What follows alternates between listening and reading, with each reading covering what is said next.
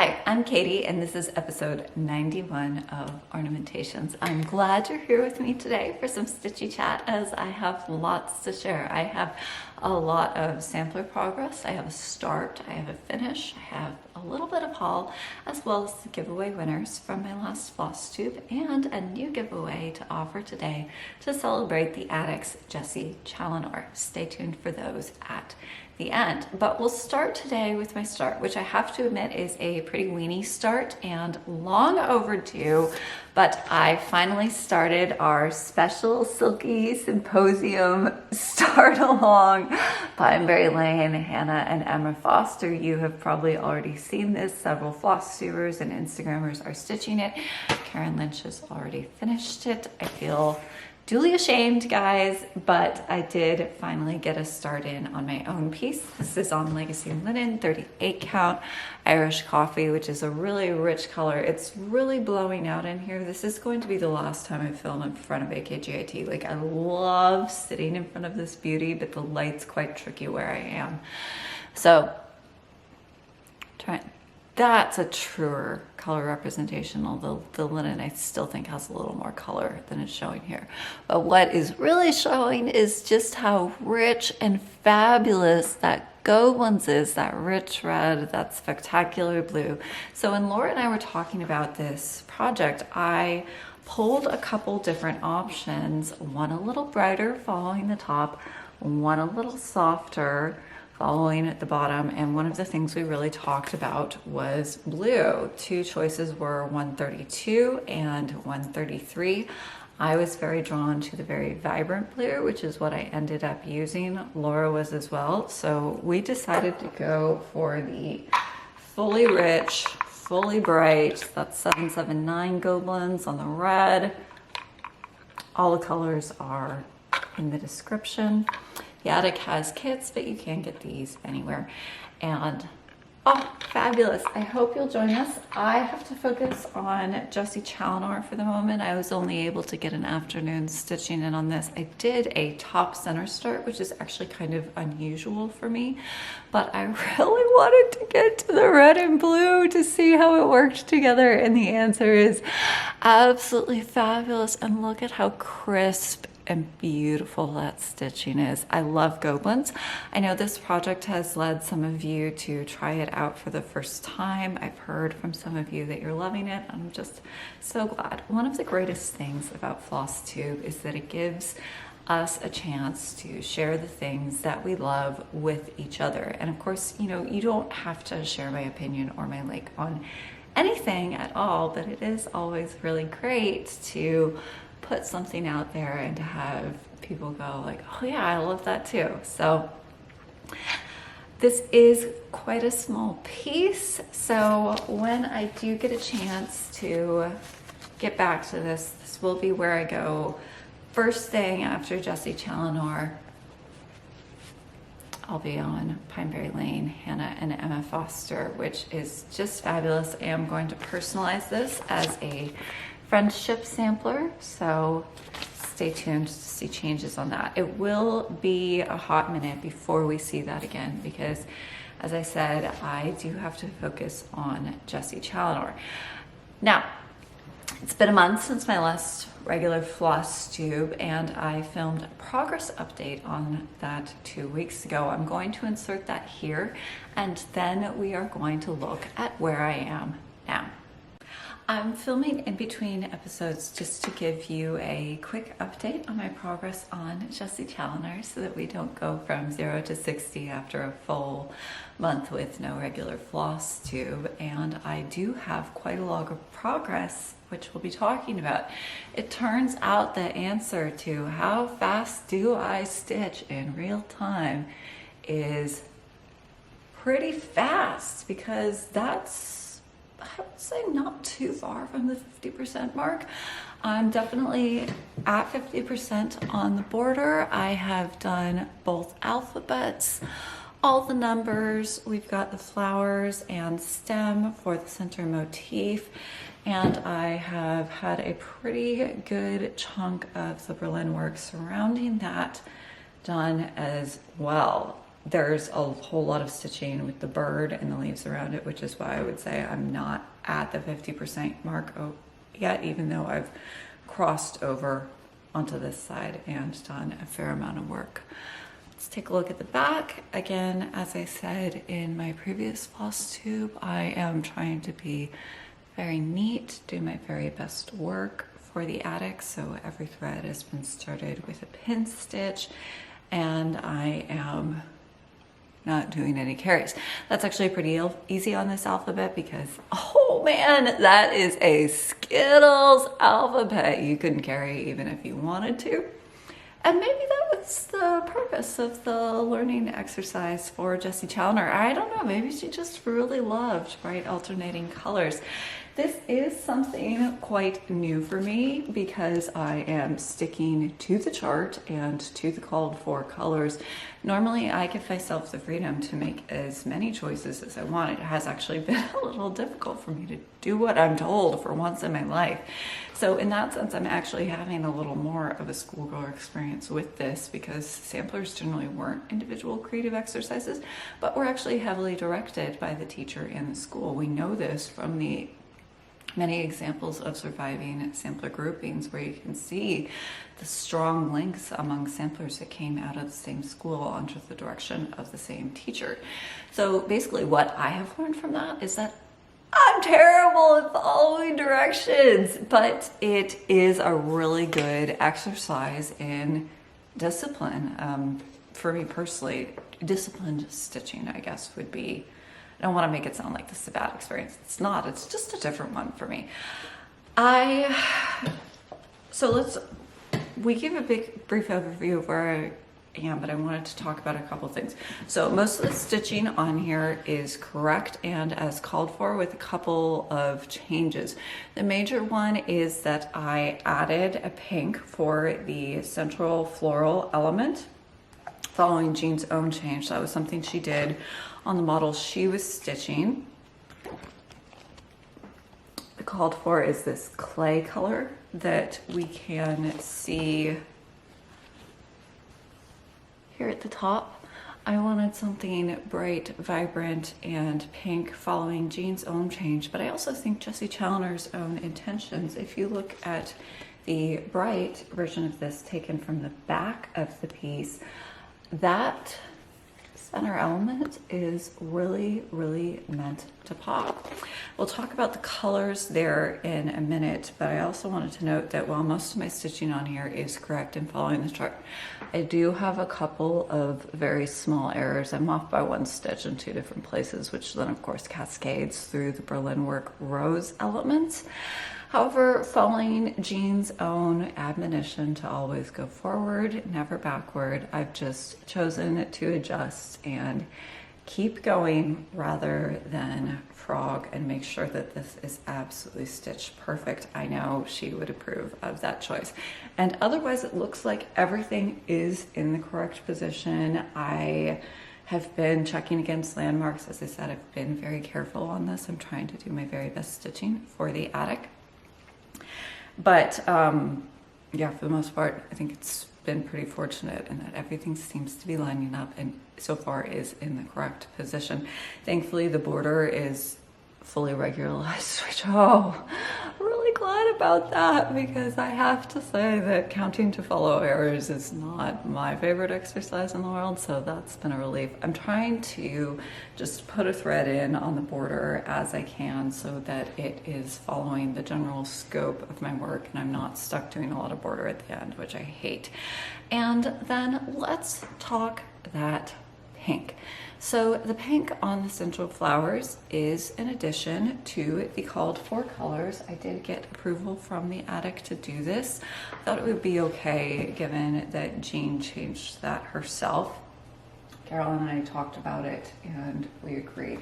I had originally thought that I would do this just using the brightest called for pink that's in the conversion. However, this guy is quite a screamer on the Wayfarer's cloak. When I tested that, I thought it was just a little too much. So I had a talk with Carolyn. She gave me the number for what Jean picked in SWA 103. And we said about finding a substitute. There isn't an exact equivalent in SWA d'Alger. This is pretty common because different thread lines do different things. So it sat pretty neatly in between two colors, although the 103 is also a little less saturated, a little more gray, which is not something you found in either SWA d'Alger color. So it came down to 1024 and 2915. I tested them both on the Wayfarer's cloak. That was actually this weekend. I wanted to get as much stitching in around it as possible so that I would have color references for my choice. And I ultimately went with the 2915. The 1024 was very blue and also very bright. Interestingly, it doesn't look like that much of a screamer when you're just looking at the skein. But when I got it in there on the Wayfarer's cloak, it was not making friends with the other kids. Man, that guy, let me tell you. So I went for 2915 instead, which I think makes the center flowers really, really pop. Did also want to show you my stitching setup. So I am using a floss ring with some floss bling, floss drops, and all of my different colors, although you'll note I haven't chopped up my entire skeins. I could not bring myself to cut them up. They're just so luscious and pretty. So I've just cut a length and then used the floss drops to keep those colors organized, because some of them are very, very close in shade. There are 3 off-whites that on the muted palette that are very, very similar in tone. So because I'm very sentimental, I chose a variety of floss drops that are a mix of some of my own. That's because these were the first thing I saw that was punched and ready to go on the first night when I was frantically trying to get as much stitching in as possible before my last floss tube. And then the rest are a mix of floss tubes, of floss drops from different friends who I have met at the attic. Mixing floss drops actually is kind of a nice trick, because as I get further into it, I'm more familiar with the colors. I know that the yellow that's on the center of my center flowers is on Susan Stanley's floss drop, whereas the brightest yellow is on my own. It kind of helps me just quickly get through this ring and find out what I need. So that might be something that you might want to try if you don't already do it already. And then I wanted to also call your attention to my thread bling here. This is from Sampler Symposium 2024, and the central image, which is surrounded by the other teachers' projects, is of Brut from Brut Casket. I actually remember Jean calling me up to ask if she could use this image, that it meant a lot to her to include it, because she thought seeing the Brut Casket was going to be a special experience for attendees. I was so touched by how highly she regarded it, and of course, obviously I was going to let her use my photo. So this particular bit of thread bling has always been very special to me, and this was the perfect project to use it on, because I am thinking a lot of Jean, obviously, as I stitch this piece, as it is in tribute to her. It will feature her name, and it is going to go on permanent display at the attic as their model. So another thing I wanted to discuss, because this is something I've been really struck by as I've been stitching, is that I think my model is looking brighter than the official hats model. And it got to the point where I was thinking, you know, am I crazy? Because if just real talk, it's impossible to photograph needlework accurately. It's something that I have often struggled with. Getting a representative photo is seemingly the impossible task. So that's not a criticism of anyone, just so we are perfectly crystal clear. But I still thought mine was looking a little tonally different, and I went and pulled a couple of the 103 colors to check them against my d'Alger equivalents, because I just thought that mine was showing more color, which, Yeah, it is, and that's because different thread lines do fundamentally different things. Soie d'Alger is an embroidery line, so the colors tend to be richer, more saturated, and with less gray tone, as I mentioned briefly earlier, whereas 103 is a fashion line. It has different color needs, it does different things, and so frequently you get a lot more gray content in these threads. So although my model is still the more muted colorway, I think it is actually showing a great deal of rich and vibrant color here, and that's because of the thread choice. Soie d'Alger also gives softer crosses due to the lower twist, and it's been a while since I've actually worked with Soie d'Alger, so one thing I've really enjoyed while stitching this is how much texture there is to this. Obviously you can't reach through the video and feel this, but especially in these places where I've got all this dense stitching, it has so much texture. It feels like you're touching a tapestry, and the soft luster is not going to show on this video, but it's beautiful. It's lovely. I'm very used to the high sheen of the high twist threads, especially Gobelins, but it's been fun to do something a little different and engage with how that material changes my stitching, which isn't just in the nature of the colors themselves, but the texture. I did actually want to mention the history of 103 because it does date from a similar time period. Jessie Challinor's a little later, but I think it's a cool story. So, SAL 103.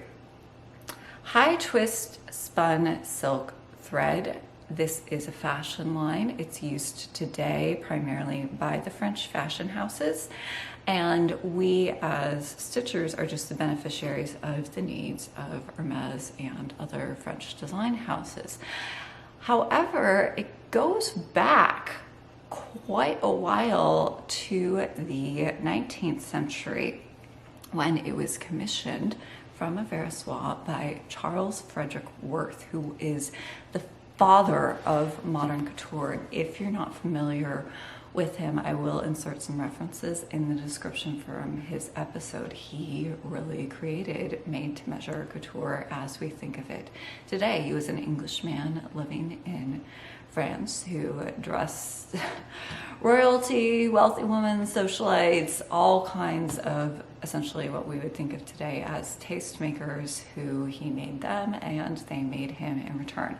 But to get back to the point, he wanted a fine silk sewing thread for his creations to create his fabulous couture with, and so 103 was born. It's actually how do I put it? This is the modern thread that has been in continuous production for the longest period of time. So 103 has been made continuously since the late 1800s when it was commissioned by Worth. So,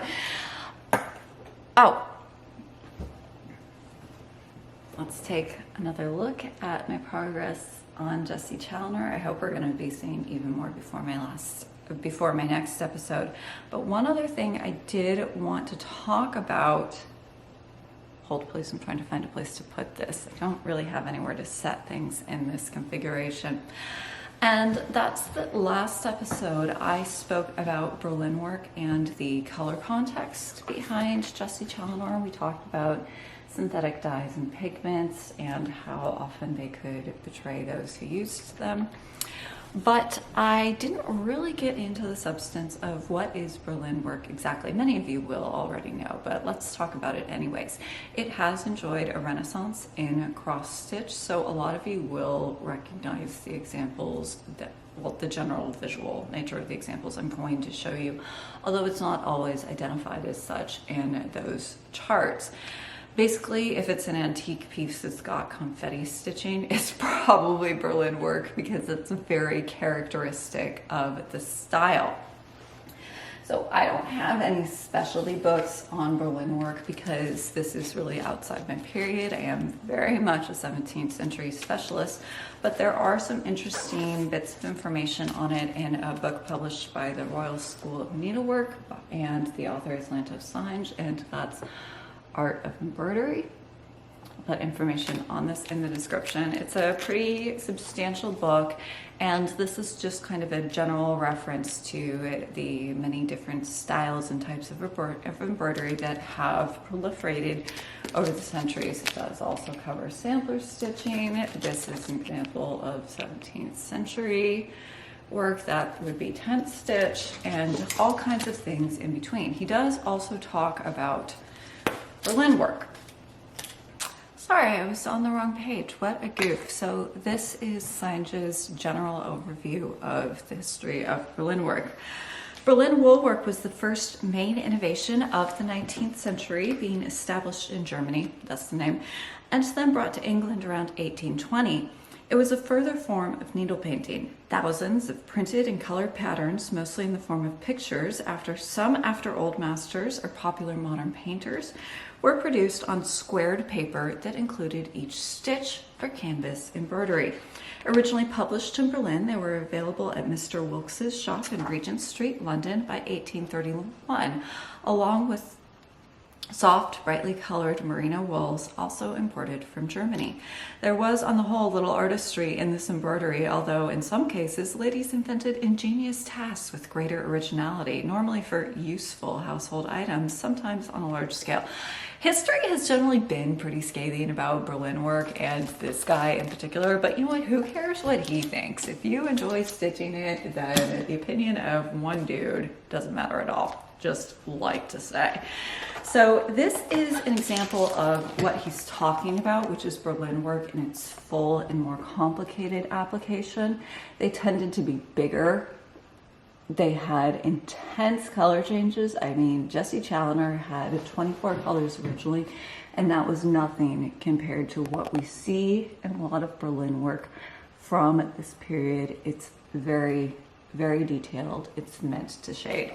This is a large panel.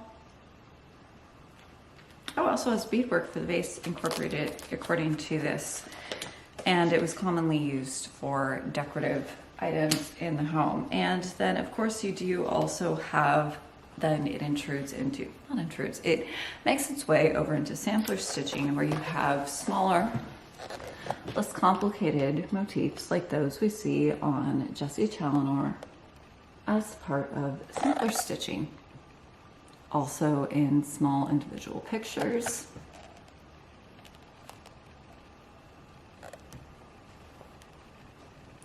So I hope that gives you kind of an idea of what the style is intended to do and represent. And you do see it across a range of applications, from samplers that are predominantly influenced by Berlin woolwork motifs, like this one, which is Matilda Stemp in 1849, taught by Miss Wilsey. She included her teacher, very thoughtful of her, to decorative bird pictures, which many of us are very familiar with, and those produced after paintings and drawings, to the very large, very intense decorative pieces that I showed in the first example. So again, these are all covered in Art of Embroidery,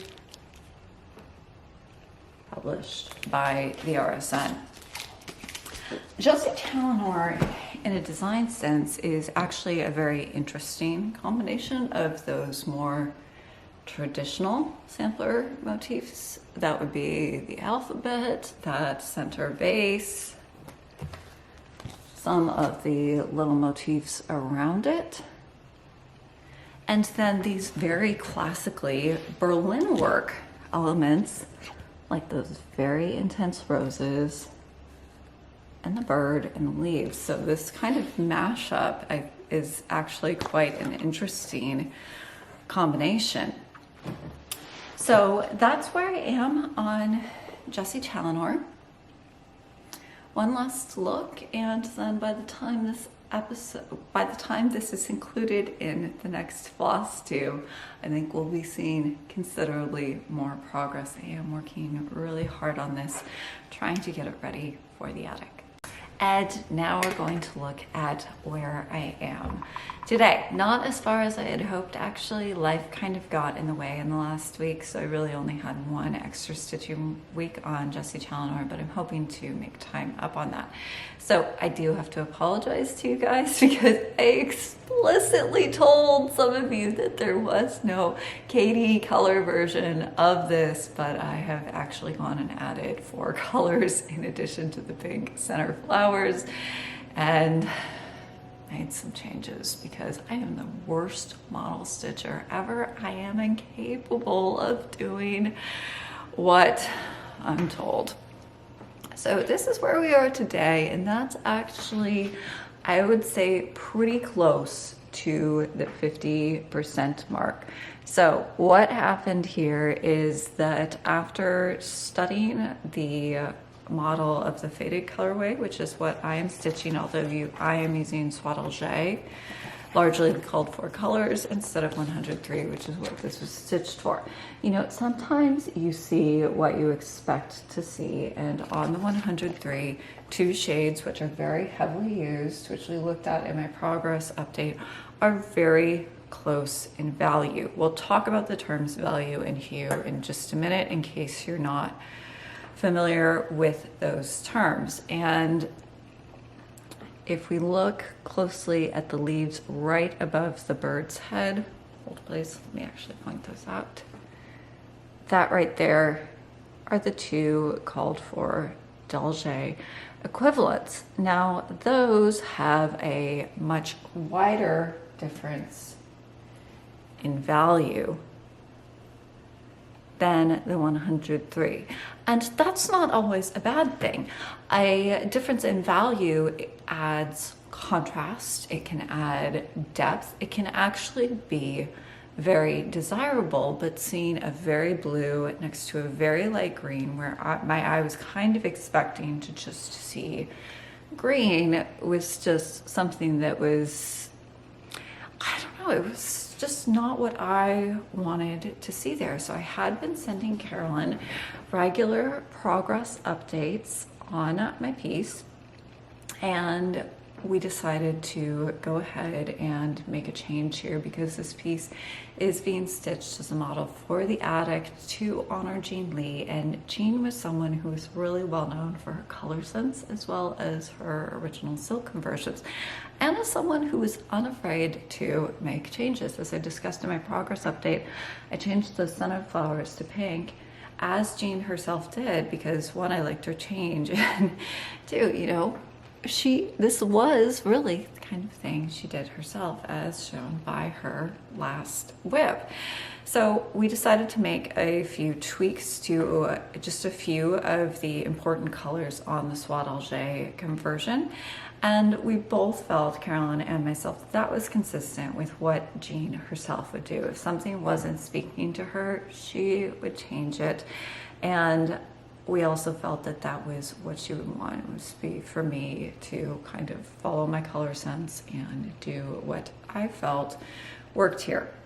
And I would urge you to follow her example on Jessie Challenor, on anything else you're stitching. If there's a called for color that you're looking at and it just doesn't speak to you, it doesn't sing to you, there's something about it where you'd really like that blue to go a little more green, please go ahead and change it. I know that many stitchers only use called for colors, and there's nothing wrong with that. I am not trying to say that there is, but please feel free to channel Jean, as I myself am trying to do here, and do what she would do. She would make changes because at the end of the day it was her piece and she needed to be happy with it. And naturally what I would need to be happy with are greens.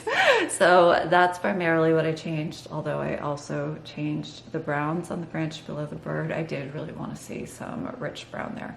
So let's talk about my changes. I am going to insert some photos here to show the side by side. I actually did get pretty far with the called for colors when I decided that I really wanted to see more green there and that I wanted to see less difference in value between the two. So original, frogged, and then where we are today. And I am also going to talk about how I came to some of my decisions, because that was a journey as well. It always is with me. I can't, color is something I think way too much about. So I frogged the blue, or most of the blue. I left some of it in.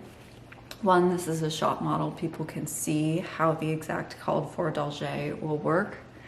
So in this section, that's exactly as called for.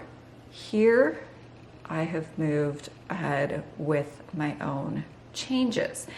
And basically, oh, also I was gonna say, you can also see right here, this is one of the alternate colors that I tried out and discarded because this had more gray in it, more like the SWA 103 equivalent, but it was still much darker in value, and I decided to prioritize that over hue. So what do I mean when I say value versus hue? Hue means the literal color, the shade. So our hues here are, I would say this is mostly green, mostly blue. Let's go to the clearer examples in Delge. Green, blue. Those are the hues. Value is the relative amount of light and dark in any color. This is a concept more often engaged with in quilting, but it's very, very useful in embroidery and stitching, because a piece that has 20 colors in it but are all of the same value will actually look quite flat. You do need value difference across a piece. I know I just said I wanted equivalent value here for this one section, but you do have value changes elsewhere to give highlight, depth, shading, contrast to the piece. It was just in this one area where I wanted those shades to be closer.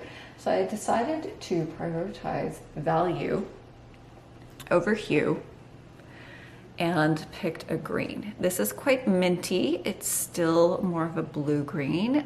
Jessie Challenor really favored blue greens, so I tried to stay with that. If I were really ripping this and turning into a Katie conversion, I would have gone to yellow, but I am trying to more or less stick with Jessie Challenor consistent shades. So these are still reasonably close, and they have a closer, they're both on the lighter end of the spectrum as opposed to a very light color next to a medium dark color. I hope I'm making sense here. I might not be, and because I couldn't help myself, I went ahead and added a third green to add a little extra shading. An interesting thing about Jessie Challenor is that if we look at the shading on the roses, and here I haven't actually put in my replacement colors yet, I've just frogged the blue. You have this very intense 1,000,001 color changes. We get to the leaves above the bird and she starts moving down to fewer colors. And then if you get to the leaves below the bird, what is charted and what was done on hers is that these are almost all in the same one shade, her darkest green, and that just seemed a little inconsistent to me with the rest of the piece. So I added in that richer green, which I've also used on the bird's wing. That's called for shading there. So I split the conversion. I am keeping a written record of all of my changes. The Attic will have it. I will also post it on my website when it's done. And then I just mixed that in among the leaves there. As long as your outline's the same, you can do whatever you want within the leaves. Basically, I had 2 needles going and just kind of filled it in as it spoke to me. And I thought that just kind of made it more consistent with the rest of the piece. Of course, that is a little more work. You're not perfectly following the chart, but I think that works. And I also think adding a little more green into this works as well, because if we look at the back, Jessie Challinor's original colors, she was going for green there. I think she'd be on board with, let's get some green back into this piece. You know, it would be green, honestly. That would be the one thing I could not leave alone. It makes me twitch when I see blue where my eye is expecting to see green. So that's what I did. I think it works. I like it. Obviously, if you're stitching it, you should do what you feel best, whether that's exactly as called for, or switching the colors out entirely, or following my own choices, or you know what?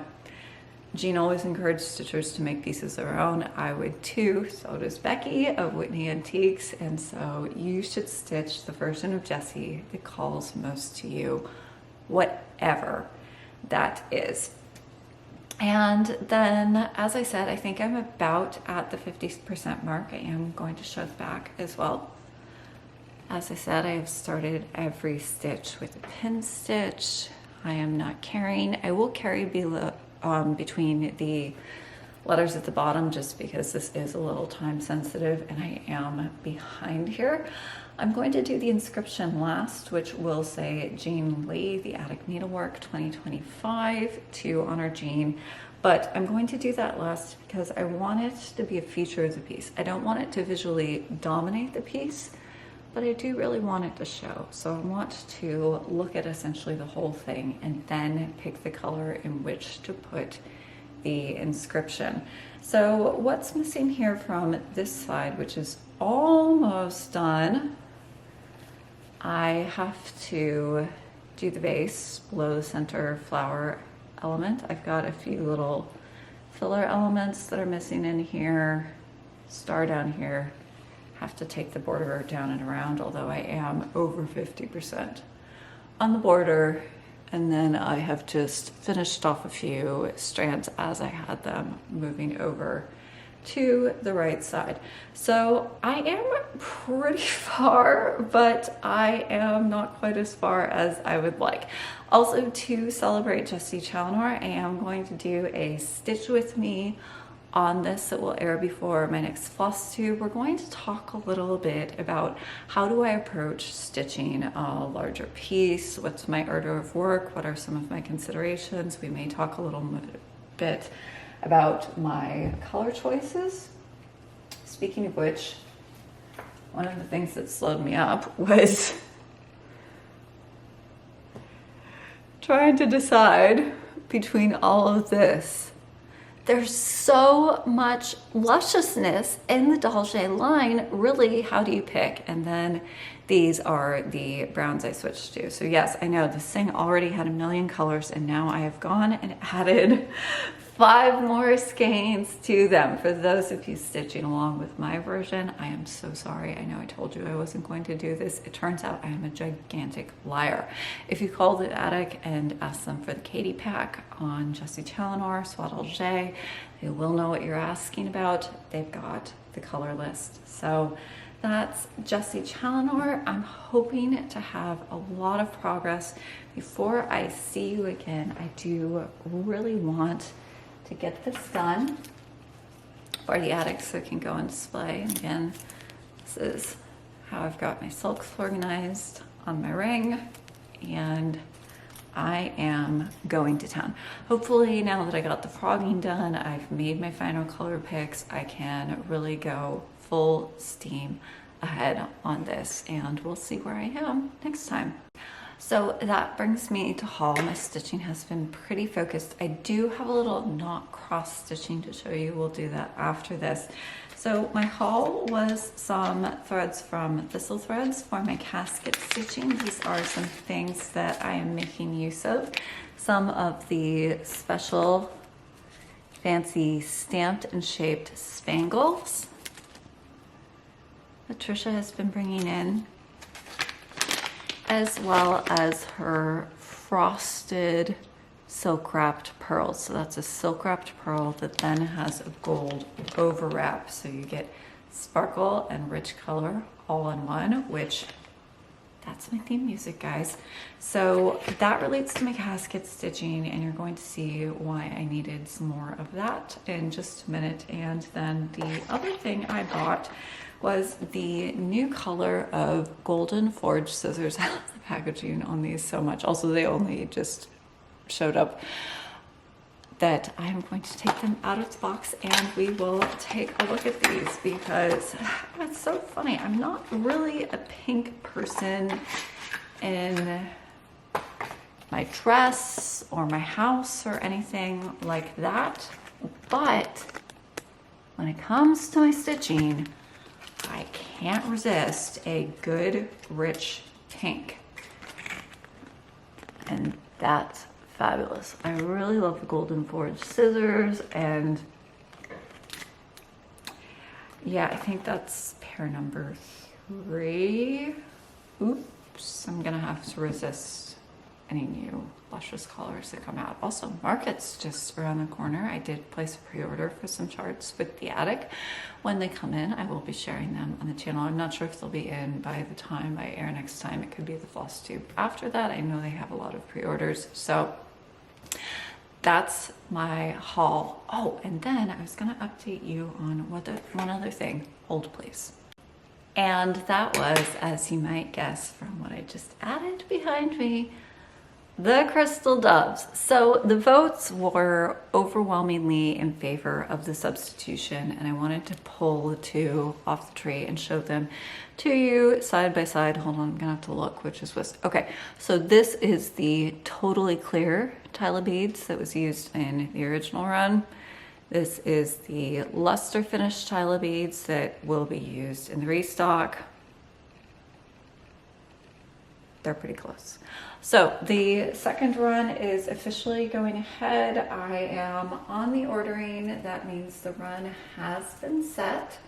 And I do want to just let you all know that this is going to be it on the crystal doves when the restock hits.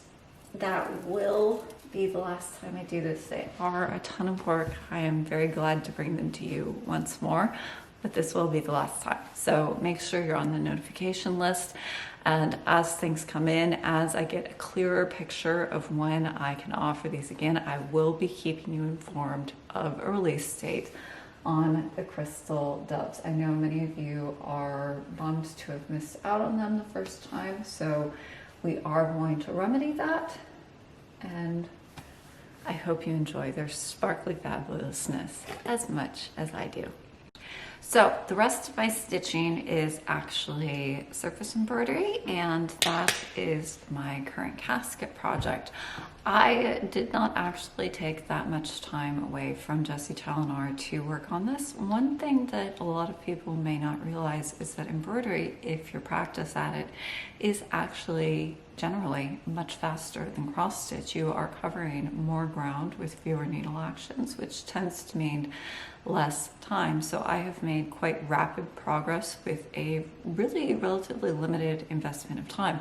Some of that is also the specific techniques at play here. I have used materials that I can make work for me, where you're just applying them with very few stitches to get some really good results.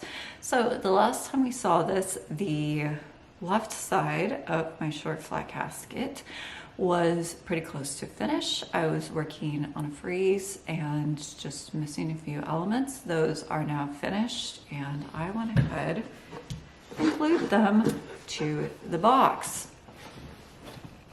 So this is the finished frieze.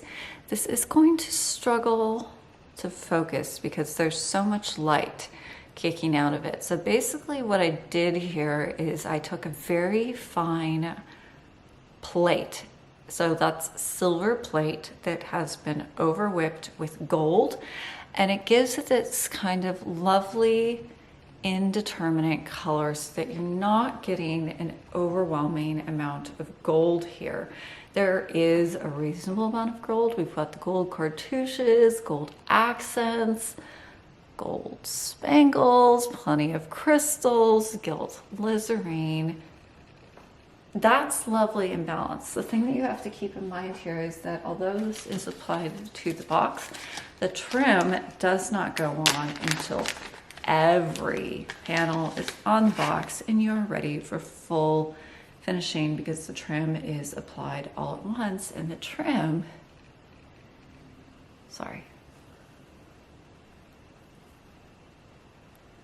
is very, very sparkly and very gold. So in the design sense, okay, this is going to be a little interesting trying to hold this up. In a design sense, you have to plan for the fact that there is going to be a whole lot of extremely gold edging framing all of this, and if you go too gold on the panel itself, it will quite easily take everything over. And so that's why I've tried to tone it down, especially on the frieze, with gray green, with that touch of silver, with some crystals, that we've got something that's totally consistent but not visually overwhelming. I think I've struck a good balance on that here. We'll see what happens when the whole piece comes together, the trim goes on, and we experience the moment of truth. So I did do the same thing that I did on my last casket, which is I took step-by-step photos of this panel and how it came together. I will clip those all together into a video, and I will insert that at the end of the next episode so you can see step by step how this came together. And I was making such roaring progress that I did not stop there, because really that took me like, I don't know, half an afternoon once I had actually decided on my technique and what I was going to do.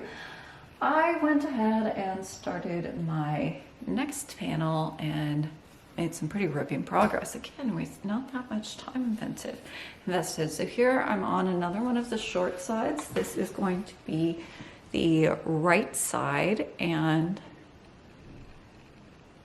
okay, so that is needle lace and soie oval, those big detached petals, and I hope you're seeing the luscious,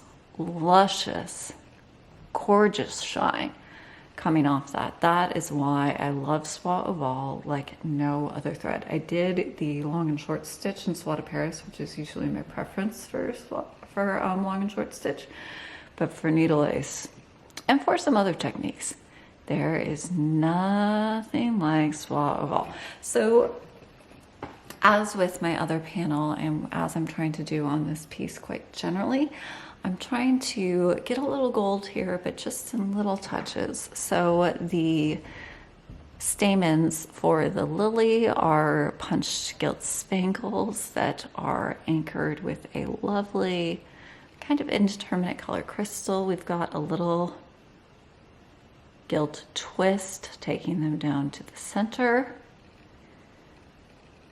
Yeah, I did put a very fine gilt return under the needle lace for the steeple here, which was worked in Surfine. Gosh, it wasn't that long ago that I did this. I already don't remember. This is why I keep a written record on all my casket stitching. And then I did a little more needle lace with soie oval on the ground here. And then I hope this will show. I put just a few gilt stitches and gilt tambour into my silk shading. We'll come back to the bird in just a minute, but I do want to talk about that. That's a detail seen on a really lovely piece from Whitney Antiques, the way that a metal thread, in this case a silver one, is just blended into that silk shading. It's an exquisite effect. The book here is For Pleasure and Ornament, Embroidered Art Treasures, 1580 to 1835. Let's see if there's a year on this. This was, oh, I'm not seeing a year. I'm sure it's on here, but anyways, you can still get these from Whitney Antiques, and I think they might also be available in the US. Not entirely sure on that. I should probably check these things before I open my mouth, but Oh, I've always really admired this piece. That bird. Origin of him is definitely going to appear on this casket as well, since all these center cartouches do feature birds. And then let's go back to the center cartouche, which is started here. I did the same treatment that I did on my previous panel. The cartouches themselves will all have the same exteriors, which is a bullion and check pearl twist, which, take a look back, you just couch that down. There is very little stitching there for a whole lot of effect, let me tell you. And then that's just lazy daisy stitch. This one's an oval. This one is in silk wrapped gimp. Sorry, I've got a thread going here. And then I started my bird. This was where I left off. This is again just more long and short stitch. And then my grounds, this is a buttonhole stitch, and a more textured thread.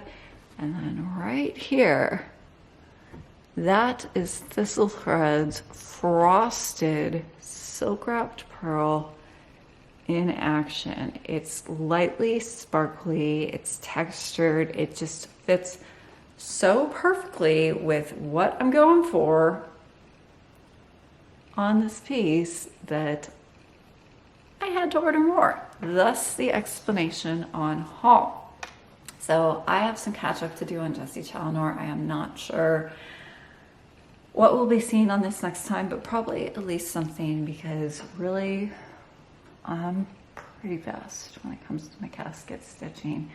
And ooh, I am loving the results on this guy. That petal needs to be tweaked a little bit. The other thing I did want to talk about here is the importance of tension. You can't quite see it in here. The light is blowing everything out, but there is a little rippling above the lily that I have not been able to pull out with lacing. So I was so excited to get stitching on this that I just laced this up super quick. I did not check my tension the way that I should have.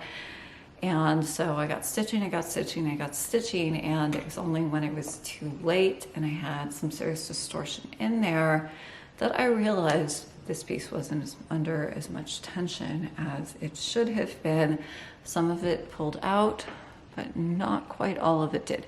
It won't really show in the finish, but if you're looking to improve your embroidery or just your stitching generally, proper tension is usually the single easiest way to improve your stitching. You're just setting yourself up for success. So what do I mean when I say tension? Can you hear that? That thwacking sound? So that's what we mean when we say drum tight. You should be able to flick your piece and hear a thud.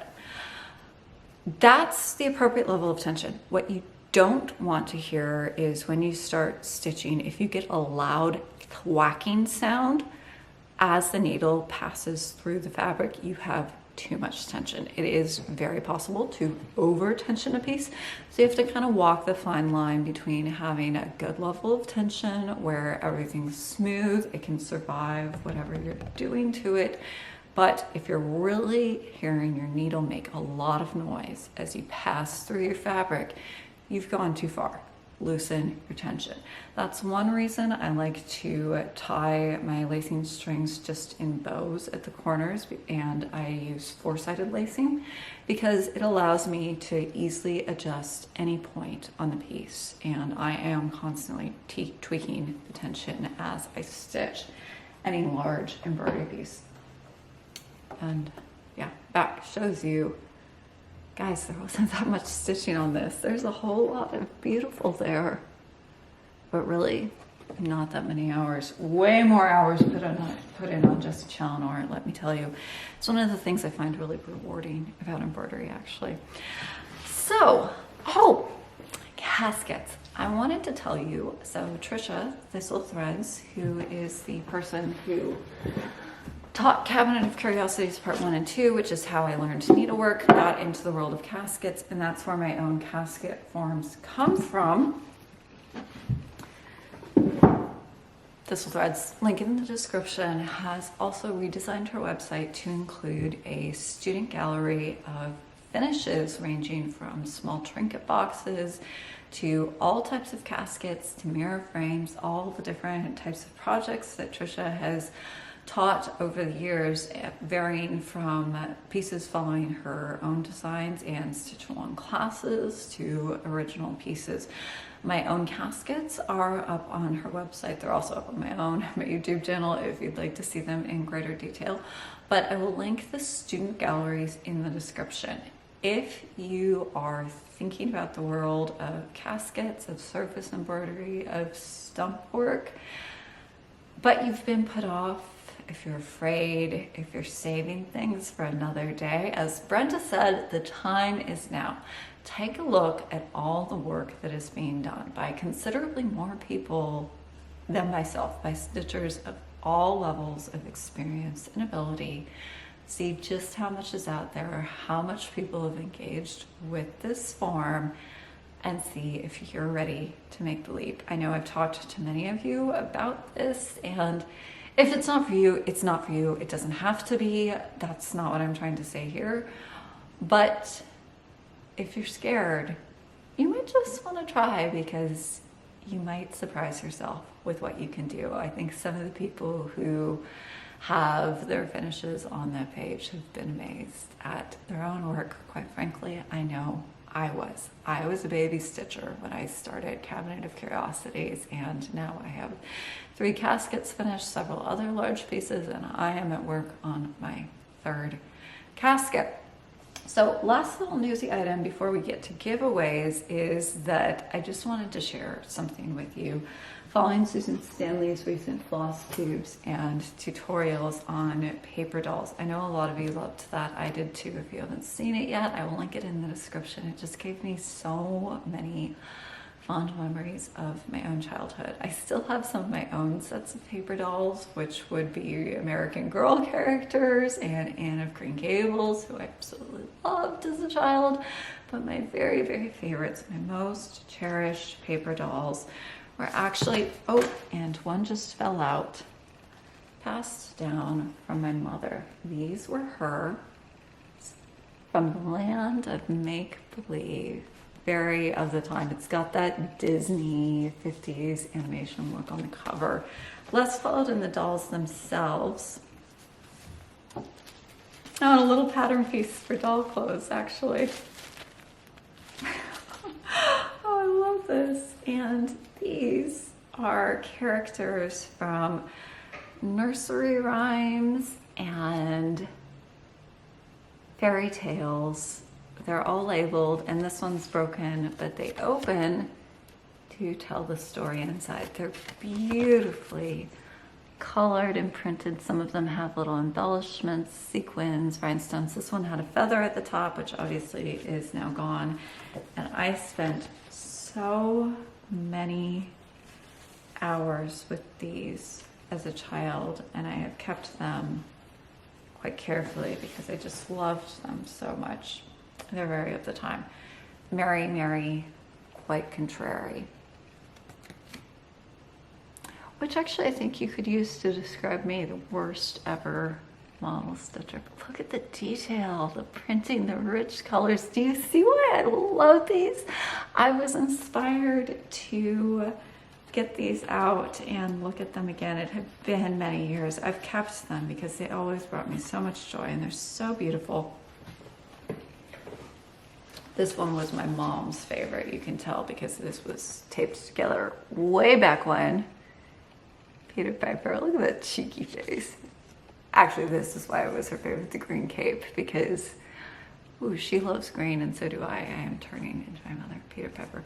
So I have this whole wonderful book of these. It's grown quite fragile, so I'm not going to hold them all up, but I did want to share with you a piece of my own childhood. I spent so many hours in the land of make-believe with my own paper dolls. I took a lot of joy out of seeing Susan bringing them back to our attention. You know, as much as we're adults, we can still engage with play. Samplers were the stitching of schoolgirls, caskets were the stitching of schoolgirls.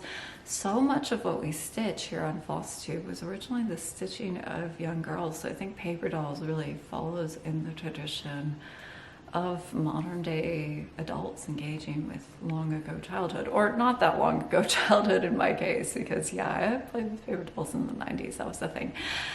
But that was just a little aside, I hope you didn't mind, but it was something I wanted to share. I was really inspired by her video. I always love Susan's videos. If you're not watching them, you really should be. But giveaway and giveaway winners.